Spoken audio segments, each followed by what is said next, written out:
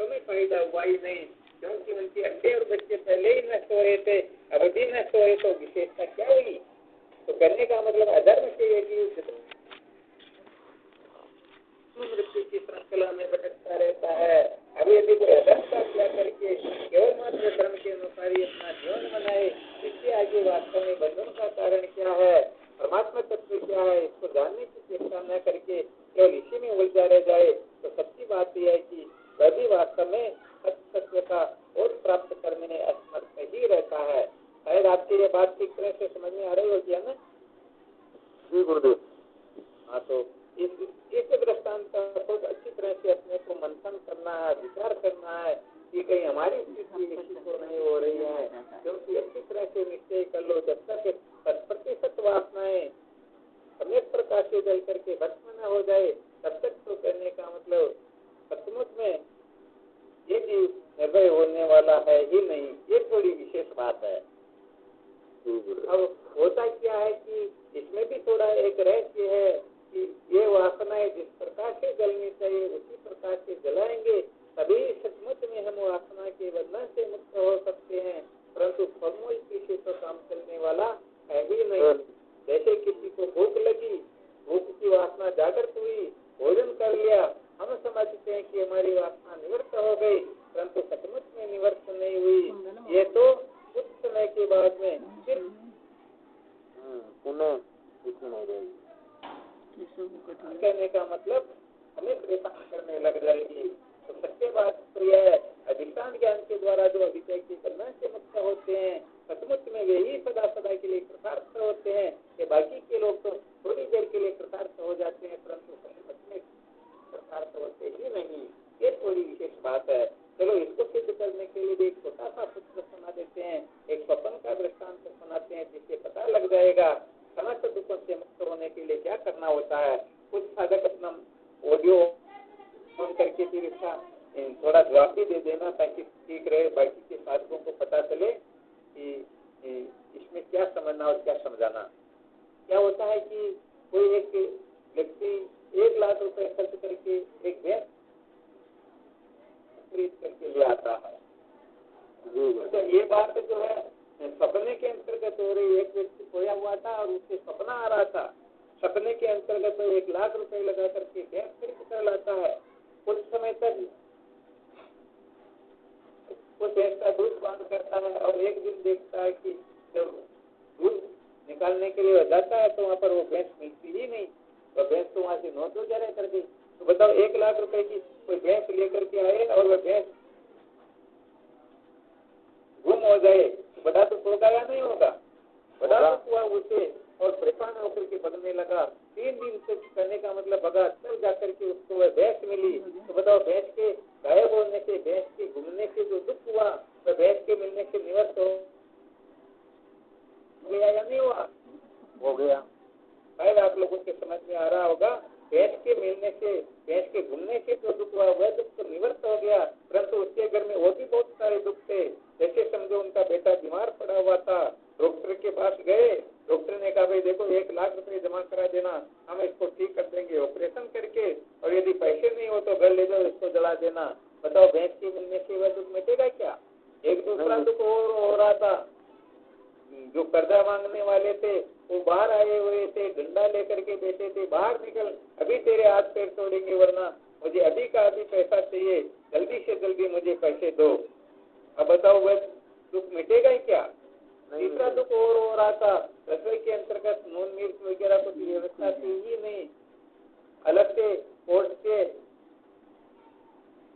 समन आया हुआ था, इतनी तारीख को तुम्हारी वहाँ पर पेशी है, पहुंच जाना, वरना तुम्हारे को गिरफ्तार किया जाएगा। अब विचार करके बताओ, इतने जो दुख हो रहे हैं, भैंस के घूमने से जो दुख हुआ वह दुख तो मिट गया, परंतु सारे के सारे दुख उसके मिटेंगे क्या? अब प्रश्न यहाँ पर यह है कि उनके सारे के सारे दुख जो है एक साथ ही क्या उपाय करें कि सारे के सारे दुख निवृत्त हो जाए?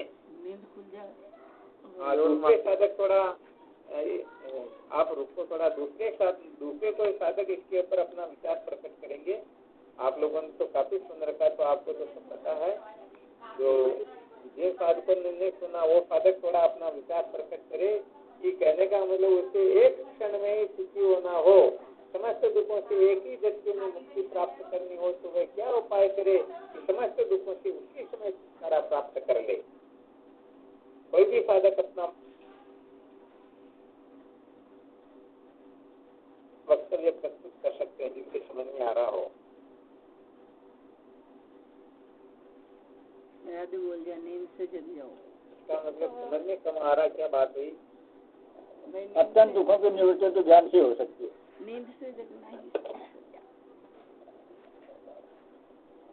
हाँ बिल्कुल सत्य बात, परंतु अब करने का मतलब बात यह है कि अत्यंत दुखों की निवृत्ति ज्ञान से हो सकती है, तो सिद्धांत है, परंतु ज्ञान से तो अज्ञान की निवृत्ति होती है, बंधन से परमात्मा की प्राप्ति हो रही है। वहाँ पर तो उसको साथ में से उनको ज्ञान हो जाए तो क्या वो बच्चे मांगने वाले क्या गड़बड़ करके क्या कहा? क्या उनका बेटा बीमार हो रहा है, डॉक्टर कह रहे मोहनलाल जी गड़बड़ कर रहे हैं, वो इसका मतलब ज्ञान दे करके सुनते हो। पहले क्या बताया कि सपना आ रहा था। हाँ थोड़ा सावधान होकर के थोड़ा श्रवण करके तो फिर गड़बड़ घोटाला हो जाएगा। भले ही ज्ञान कितना भी क्यों न हो जाए, परंतु ज्ञान क्या है, रस्तों में नून मिर्च नहीं उसको ला देगा क्या? बीमार पड़ा है उसको ठीक कर देगा क्या? कर्जे वाली बाहर बैठे उसको ठीक कर देगा क्या? और कोर्ट से उनका जो बुलावा आया हुआ क्या उसको वो नष्ट कर देगा क्या? तो ज्ञान केवल मात्र ज्ञान से बनना से हम यही सिद्ध करने जा रहे हैं कि समस्त दुखों की निवृत्ति अज्ञान ज्ञान से ही होती है, ज्ञान की निवृत्ति से ही संभव है। परंतु कहने का मतलब यहाँ पर दृष्टांत बताया गया, उसके अनुसार ही अपने को उत्तर देना है। उसके अनुसार उत्तर देंगे तभी कहने मतलब काम से लेना, कहने का फिर काम होने वाला नहीं। इसलिए खूब अच्छी तरह से अपने को इस बात को ज्ञान देना, ठीक है ना? देखने तो सारे दुख समाप्त हो जाएंगे। क्या हुआ? सभी दुखों से निर्वृत्त होने के लिए सबसे जाना पड़ेगा। अरे भाई असली बात यही आपको ये बताया था कि किसी व्यक्ति को सपना आ रहा था, सपने के अंतर्गत 1 लाख रुपए की बैंक लेकर के आया, सपने में उनका बेटा बीमार हुआ, सपने में कर्जा मांगने वाली आई, सपने में कोर्ट से नोटिस आया। तो जब वह जगेगा तो बताओ किसी प्रकार का दुख शेष रहेगा क्या? नहीं रहेगा। दो सपने से काटे कोई भी नहीं जाएगा, दुख दूर न हुई। अर्थात सपने में जो दुख हो रहा है वह दुख बिना जगे कभी भी निवृत्त होता ही नहीं। आ गया समझ में? तो बस ऐसे ही जैसे सपने से जगे बिना सपने के दुखों का अंत नहीं होता है, वैसे आत्म तत्व का साक्षात्कार किए बिना ब्रह्म विद्या के बिना किसी जीव का अत्यंत दुखों से छुटकारा कभी भी हो ही नहीं सकता। तो आपको इसलिए बताया गया है कि कोई साधक उत्तीर्ण हो जाता है तो 50% आत्माओं से तो मुक्त हो जाता है, परंतु 50% आत्माएं शेष रह जाती हैं और वह शेष रही आत्माएं उसको लगती हैं। ऐसा समझ लेना चाहिए कि धर्म की कक्षा के अंतर्गत चाहे कोई भी क्यों न हो, इस संसार का प्रत्येक प्राणी यदि उसके द्वारा थोड़ा बहुत पुण्य हो जाएगा तो अपने को समझेगा मैं पुण्य का करता हूँ, और यदि पाप हो जाए तो वह समझेगा मैं पाप का करता हूँ। परंतु कर्तृत्वाभिमान से कभी भी मुक्त नहीं हो सकता है। ये कर्तृत्वाभिमान ही जन्म मृत्यु की श्रृंखला में भटकाने के लिए होता है। अतः असली वस्तु तो यह है, ये कर्तृत्वाभिमान जो है अपने जीवन से निकले। ये कर्तृत्वाभिमान सम्यक प्रकार से दग्ध हो, कर्तृत्वाभिमान की फालतू निवृत्ति हुए बिना सचमुच में कोई अपने जीवन को धन्य नहीं बना सकते हैं। इसलिए बहुत ही ठीक प्रकार से में श्रवण मनन करना है, इस बात को समझना है कि धर्म के जीवन में बहुत बड़ी आवश्यकता होती है, इसके बिना काम नहीं चलता है। परंतु वेदांत ये कहता है कि केवल धर्म से भी काम नहीं चलता है। ये धर्म तो पशु को मनुष्य बनाता है, कहने का मतलब लक्षण जागृत होते हैं, परंतु मनुष्य बनने के पश्चात क्या करना, इसके लिए तो संतों का संग करना होता है। इसके लिए तो फिर विवेक की आवश्यकता होती है, इसके बिना आगे काम नहीं चलता। इसलिए इस पैसे को समझ ले, ठीक है ना? तो ये धर्म की कक्षा का जो वर्णन चल रहा है, कौन सा साधन हुआ, कौन सा साधन है ये? कर्म शोधक।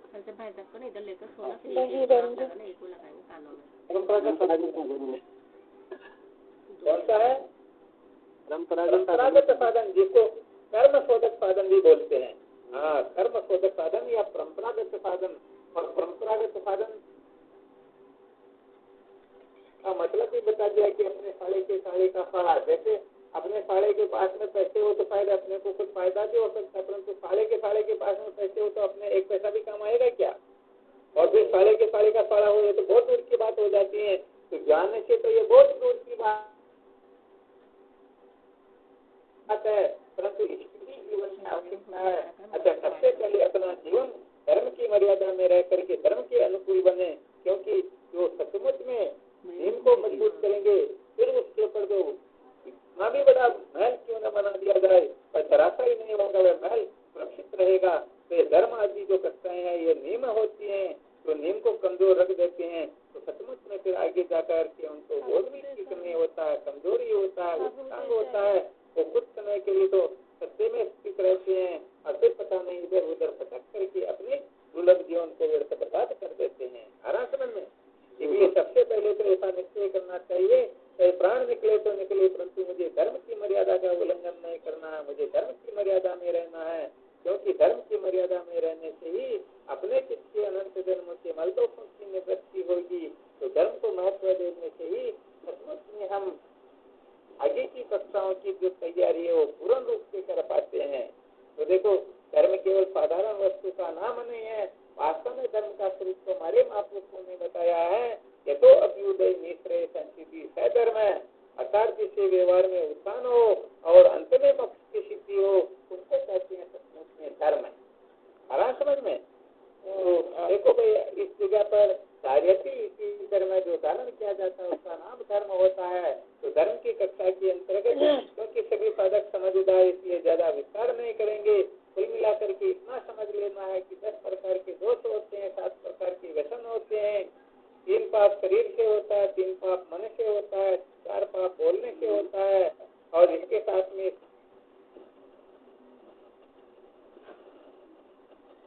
7 व्यसन और होते हैं। इन 17 प्रकार के पापों का जो त्याग कर देते हैं और इसके साथ उसके 10 लक्षणों को धारण कर लेते हैं, समझो वह मनुष्य बन गया। और जिनमें ये नहीं है तो भले ही वह मनुष्य की तरह दिखे, परंतु सचमुच में मनुष्य नहीं, वह तो एक प्रकार का जानवर ही गया है। आगे समझ में? तो समस्त साधकों को ये छोड़ लेना, भले कोई आगे की कक्षा का साधक हो, फिर भी थोड़ा अपने को छोड़ लेना कि मेरे में 17 प्रकार के पापों में कोई पाप तो नहीं है, धर्म के 10 लक्षणों को मैं धारण कर रहा हूँ या नहीं कर रहा हूँ। यदि ऐसा नहीं करेंगे अपने सामने होगा तो सच्ची बात है, काम चलने वाला बिल्कुल भी नहीं है। वैसे धर्म के अंगों में सबसे पहला अंग आता है क्षमा, अर्थात अपने पर अपकार करने वाले को भी क्षमा कर देना। अब वैसे देखा जाए तो 4 प्रकार के व्यक्तियों को क्षमा कर देना चाहिए, समय मिलेगा तो उत्साह से वर्णन करेंगे, परंतु यहाँ पर भी थोड़ा एक छोटा सा दृष्टांत बना देते हैं। कहने का मतलब एक क्रोध जो होता है, क्रोध हमें कहीं का नहीं रखता है, अपने जीवन को बर्बाद करवा देता है।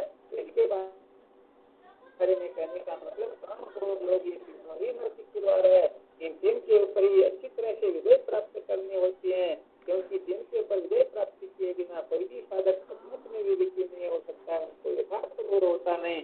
अतः इनकी जीवन में बड़ी आवश्यकता होती है। तो थोड़ा क्षमा करने के बारे में, क्षमा का उल्टा होता है कहने का मतलब क्रोध। जो क्रोध करने वाला हो उसको भी हम क्षमा कर दें, ऐसी समझ अपने में होनी चाहिए। ये कब कर पाएंगे? जब समझेंगे कि क्रोध करने से क्या होता है। एक छोटा सा दृष्टांत समझा देते हैं। एक बार कोई राजा किसी महात्मा की शरण में जाकर के प्रार्थना करता है, भगवान मैं भजन करना चाहता हूँ, मुझे भजन करने की विधि बताओ। महात्मा ने कहा बेटे भजन करने के लिए तो कहने का मतलब यदि कोई एक बार क्रोध कर लेता है, एक वर्ष किए हुए पुण्य को नष्ट कर देता है, तो सबसे पहली बात तो यह है तुम वापस जाओ और इस क्रोध के ऊपर विजय प्राप्त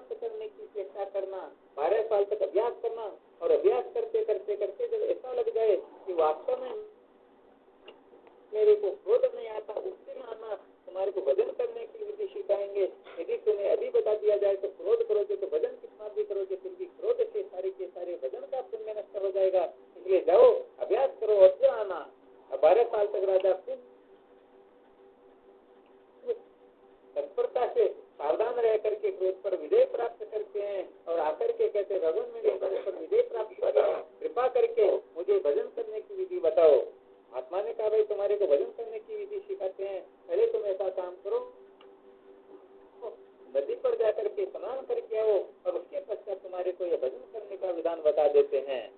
और उधर तो उसको नदी पर भेज देते हैं और इस तरफ उनके वहाँ जो झाड़ू निकालने वाली थी उसको बुलाया और कहा तू ऐसा काम करना, आज जब स्वागत जिसको मैंने भेजा वो वापस आए तब तुम झाड़ू इस प्रकार से निकालना कि ये कचरा थोड़ा उसके शरीर पर लग जाए। उसने कहा महाराज जी यदि ऐसा हुआ और उसने क्रोध किया, मेरे को डांट डपट लगाया, थप्पड़ लगा दी, कुछ भी कर दिया तो मेरा तो सारा काम तमाम हो जाएगा। महात्मा ने समझाया नहीं बेटे वो ऐसा नहीं करेगा, हो सकता है तुम्हारे को मारने के लिए दौड़ पड़े परंतु तुम्हारे को मारेगा नहीं। अब ऐसा ही किया उसने, जब उसके ऊपर थोड़ा कचरा चला गया तो समझा रहे मैं तो अपवित्र हो गया हूँ। उसे बड़ा गुस्सा आया, कहा तुम्हारे को दिखता नहीं क्या, आंखें फूटी हुई है। अरे मैं 12 साल से तैयारी कर रहा हूँ,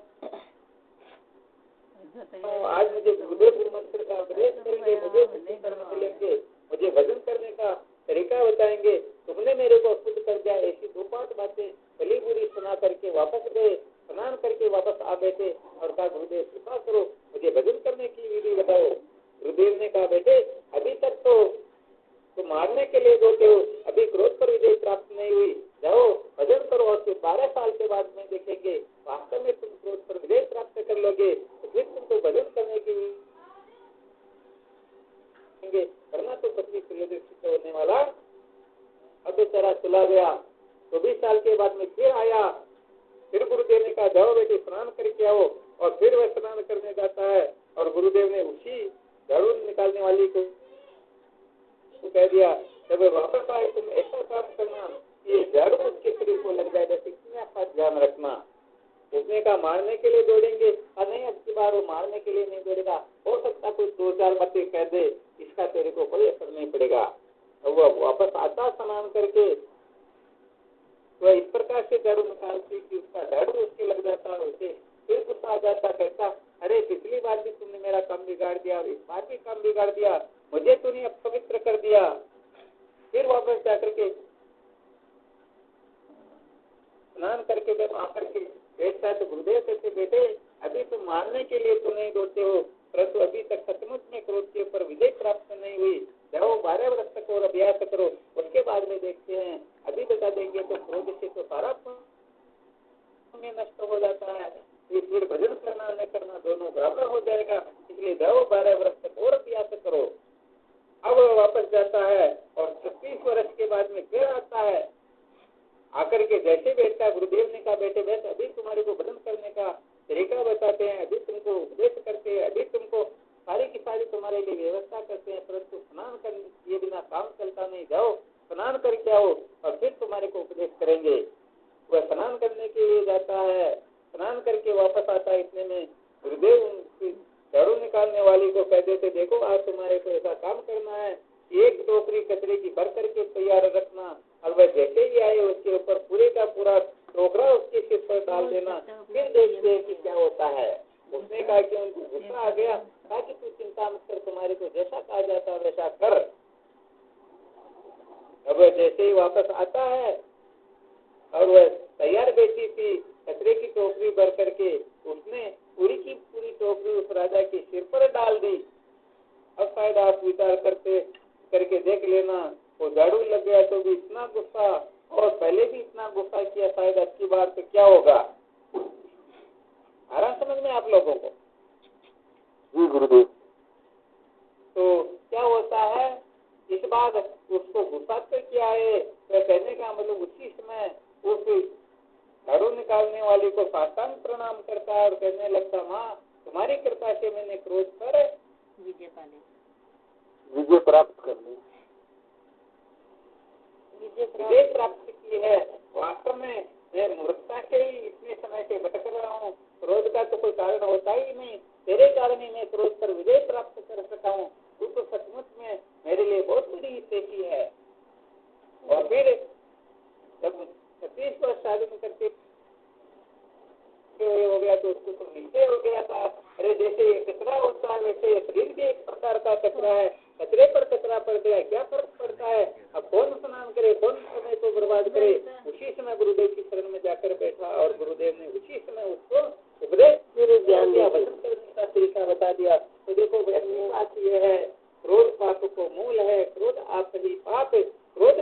न मिटे कबू जीव संताप। तो देखो ये क्रोध बड़ा विलक्षण होता है। यदि क्रोध को पाले रहेंगे तो जीवन में काम चलने वाला नहीं है। इसलिए भाई बात यहाँ पर यह है, ऐसे शब्द बाहर कितना भी टेढ़ा मेढ़ा क्यों न चले, परंतु परमी में प्रवेश करने के लिए तो उसे सीधा ही होना पड़ता है। तो सत्य का साक्षात्कार करने के लिए अपने को सीधा होना पड़ेगा। सीधा हो गए तो ठीक है, और यदि नहीं हुए तो फिर जन्म मृत्यु की श्रृंखला में भटकने के सिवाय तो और कुछ भी मिलने वाला क्योंकि ये क्रोधी समझो असली चांडाल होता है। कहने का मतलब जो क्रोध करता है तो समझ लेना चाहिए चांडाल में, और उसमें कोई अंतर नहीं है। हाँ बिल्कुल सत्य बात है। एक बार गंगा के किनारे पर किसी संत का आश्रम बना हुआ था। वहाँ पर कोई एक चांडाल जाकर के स्नान कर लेता है। जब वापस निकल करके आता तो वो बात नहीं, वो जो संत के पंडित लोग जो थे वो पंडित लोग चांडाल को बुलाते हैं, पूछते रहे तो कौन है, कहाँ है? 1 घंटा बोलना कम बात हो जाती है। तो जो उसने कहा मैं चांदी का हूँ, तो उस पंडों ने 2 साल उनके थपेड़े लगा दी। कहा अरे तेरे को पता नहीं है तो ब्राह्मणों का घाट है, इसको तूने अपवित्र कर दिया। 2-3 थप्पड़ लगा देते हैं, परंतु क्या होता है वो भी नहीं सकता। थोड़ी देर थोड़ा आगे जाता है और फिर स्नान करके वापस लौटता है। उस पंडितों ने देखा एक चक्कर क्या है, ये तो अभी इस घाट पर स्नान करके निकल गया था, पवित्र हो गया, अभी इसने दोबारा स्नान क्यों किया? तो पंडितों को थोड़ा संशय हुआ और बुला करके पूछा अरे भाई तूने वापस स्नान क्यों किया? उस चांडाल ने कहा तो बात ऐसी है, मैं तो जाति से चांडाल हूँ और तुम सचमुच में चांडाल हो।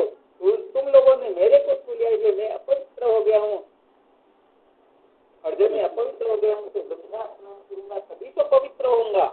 आ गया समझ में? तो पंडितों ने क्रोध किया तो उनको क्या बता दिया? उनको चांडाल ही बताया।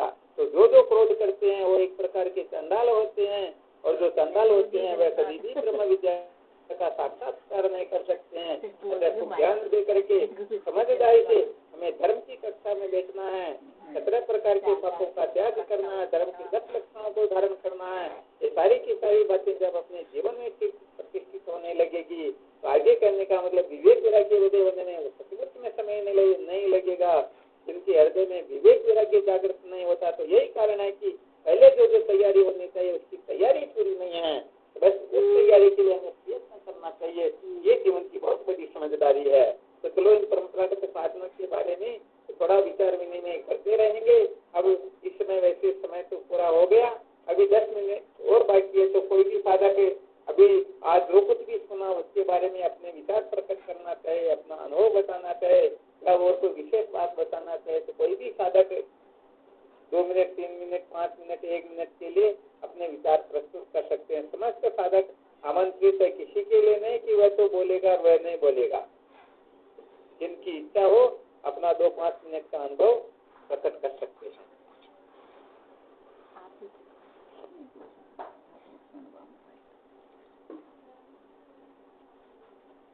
सारे मोन हो जाते गुरु जी के फिर यार सुनाते नहीं बोले वो एक ही टोकरे से बोलेंगे भी देखिए। कभी बोला था जो जब इस पास चित्र बड़ो हुई 3 लोग वही बोलते हैं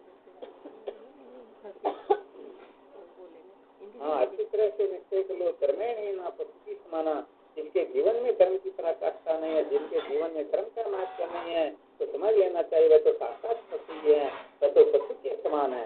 ठीक है ना? धर्मेण ही ना पशु की समान था, परंतु ज्ञान बिना पशु जान। धर्म के बिना तो पशु के समान है, परंतु ज्ञान नहीं तो साक्षात पशु ही है। तो चलो कोई अंदर इतने साधक जुड़े हुए हैं तो अपने विचार थोड़ा प्रकट करना चाहिए, ताकि क्या है कि समस्त साधकों को भी बल मिले और मुझे भी पता लगे कि वास्तव में सुन रहे हैं, समझ में भी आ रहा। तो जो सुनाया गया उसी के ऊपर मंथन करना चाहिए। प्रणाम गुरु। आज जो व्यक्ति को सर्वप्रथम अधर्म मिटाने के लिए धर्म का आश्रय लेना चाहिए। धर्म का आश्रय लेने के जो 7 प्रकार के जो व्यसन है और 10 प्रकार के जो अब ये 17 प्रकार का जो पाप का जो अंग है उसका त्यागन करना चाहिए। बल्कि इसको मालूम ही नहीं है जब तक धर्म इसको त्यागन किए पहले धारण करने योग्य जो है हम क्षमा करेंगे या उस पर गुस्सा करेंगे, जैसा करना है और करना है जैसे तो करेंगे नहीं और बल्कि उल्टा कर बैठेंगे। इसलिए धर्म जो है वास्तव में धारण करने योग्य धारण करना चाहिए। धर्म से ही ये बात समझ में आती है आगे की चर्चा की। और जब तक धर्म हमारे अंदर नहीं है तो हमारा अंतःकरण भी किस प्रकार से कहने का मतलब शुद्ध नहीं होगा, तो आगे की चर्चा में हम बढ़ नहीं पाएंगे। तो आगे की चर्चा में बैठने के लिए हमको सर्वप्रथम मनुष्य बनना है, क्योंकि मनुष्य को ही अधिकार होता है और हम मनुष्य ही नहीं बनेंगे तो आगे की शिक्षा में कौन बढ़ेगा।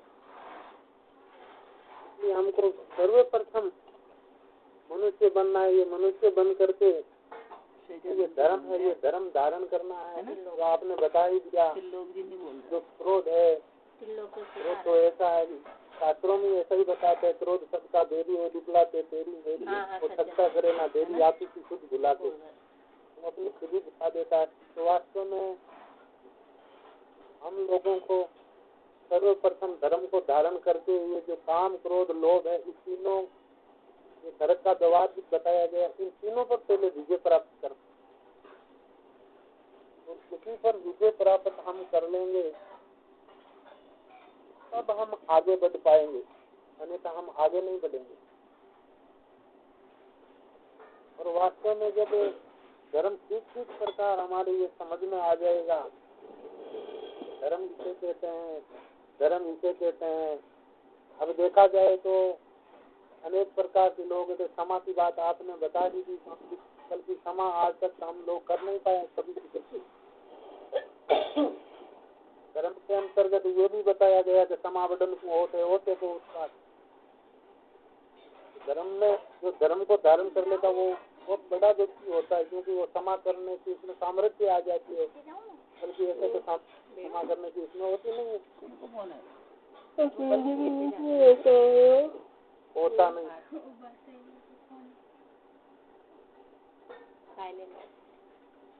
जहाँ तक आप करता है उतनी समय तक उस साधन को धारण करना चाहिए और बाद में उसी साधन को त्याग करके और दूसरे साधन अपनाना चाहिए। वो हम प्रणाम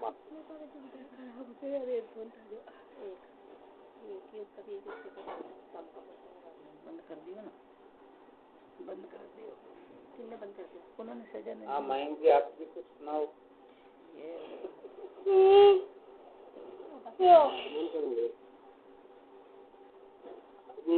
अभी जो महाराज ने बताया सभी मामले में युक्त बताया है कि भाई जो धर्म है सर्वप्रथम धर्म को धारण करना होता है। यहाँ सभी समझदार साधक हैं, ज्यादा डीप में जाने की जरूरत है नहीं। अब ये जो धर्म के भाई बिना जो व्यक्ति जहाँ गिरे होते हैं ना, तो वहीं से हमको उठना होता है। तो अपना अपना सबको चेक करना चाहिए हम किस जगह गिरे हुए हैं। जो व्यक्ति जहाँ से गिरा हुआ है उसको वहीं से उठना होता है, उसके लिए वही साधन होता है। अब ये 17 प्रकार के आपने दोष बताए, पाप बताए, तो इनके बारे में जिसको पता है तो अच्छी बात है, नहीं पता है तो उनको जिज्ञासा करनी चाहिए। भी सत्संग चल रही है तो भाई 17 प्रकार के दोष कौन से हैं, ये पाप कौन से हैं, धर्म के 10 अंग क्या है, क्योंकि प्रथम सीढ़ी यही है, प्रथम न्यू यही है। आप पूछ रहे हो, आपने आज बताया तो आपने पूछा है भाई किसी को शंका है तो बताइए। अब कोई बोला ही नहीं किसी को शंका है या नहीं है, कोई प्रस्तुत करे तो उसके बारे में भी खुलासा हो, क्योंकि जो प्रथम नींव जो बताई गई है तो उसके बारे में कुछ शंका करेगा तभी कोई बताएगा, या तो सभी को पता है। 9, 1, 7, 8, 5 विशेष रूप से सब कुछ जो बताना था। अब नहीं बताया तो विस्तार से नहीं बताया। अब किसी को विस्तार से सुनने की जिज्ञासा हो तो रखे तो इनको विस्तार से समझाया जाए कि ये 17 प्रकार के पाप क्या है, इन सब के बारे में डिस्कस किया जाए। ये है आज की सत्संग का निश्चय। 9, 1, 7, 8 तो हेलो हेलो सारे बंद हो गए अम्मा को फोन पे कर लो ठीक है चल लो इनका चालू कर चलो कर